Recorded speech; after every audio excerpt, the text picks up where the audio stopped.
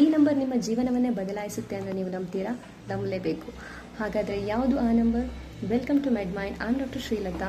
So ಇವತ್ತಿನ ವಿಡಿಯೋದಲ್ಲಿ ನಾನು ನಿಮಗೆ ತಿಳಿಸ್ತೀನಿ, ಈ ನಂಬರ್ ನಿಮ್ಮ ಹತ್ರ ಇದ್ದರೆ ಯಾವುದೇ ರೀತಿಯ ಕಾಯಿಲೆಗಳು ನಿಮ್ಮ ಹತ್ರ ಕೂಡ ಸುಳಿಯಲ್ಲ. ಹಾಗಾದರೆ ಯಾವುದು ಆ ನಂಬರ್ ಅಂತ ನೋಡೋಣ. ಎಸ್, ಇದನ್ನು ನಾವು ಆರೋಗ್ಯ ರಕ್ಷಕ ಸೂತ್ರಗಳು ಅಂತ ಹೇಳ್ತೀವಿ. 11228. ಸೊ 11228 ಏನು ಹೇಳುತ್ತೆ ಅಂದರೆ, ಇದು ದಿನಕ್ಕೆ ಒಂದು ಬಾರಿ ಆದರೂ 1 ಅವರ್ ಎಕ್ಸಸೈಸ್ ಮಾಡಬೇಕು ನೀವು. ಇದು ವಾರದಲ್ಲಿ ಒಂದು ಬಾರಿ ಫಾಸ್ಟಿಂಗ್ ಅಂತ ಹೇಳ್ತೀವಿ, ಉಪವಾಸವನ್ನು ಮಾಡಬೇಕು. ವಾರದ ಯಾವುದೇ ಒಂದು ದಿನ ಆದರೂ ಕೂಡ ಉಪವಾಸ ಮಾಡಬೇಕು. ಈ ಎರಡು ಏನು ಹೇಳುತ್ತೆ ಅಂದರೆ, ದಿನದಲ್ಲಿ 2 ಬಾರಿ ಮಾತ್ರ ನೀವು ಊಟವನ್ನು ಸೇವನೆ ಮಾಡಬೇಕು.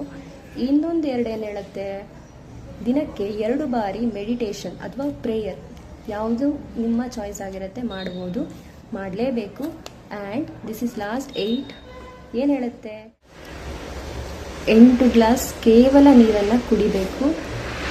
ಅದಕ್ಕಿಂತ ಜಾಸ್ತಿ ಕುಡಿದ್ರೂ ಕೂಡ ಒಳ್ಳೆಯದು, ಅಟ್ಲೀಸ್ಟ್ 8 ಅಂತೂ ಕುಡಿಲೇಬೇಕು ಅಂತ ಈ 5 ಸೂತ್ರಗಳು ಹೇಳ್ತವೆ. ಈ 5 ಸೂತ್ರಗಳನ್ನು ನೀವು ಫಾಲೋ ಮಾಡಿದ್ದೇ ಆದರೆ ಯಾವುದೇ ಕಾಯಿಲೆಗಳು ನಿಮ್ಮ ಹತ್ರ ಕೂಡ ಸುಳಿಯಲ್ಲ ಅನ್ನೋದು ಖಂಡಿತ.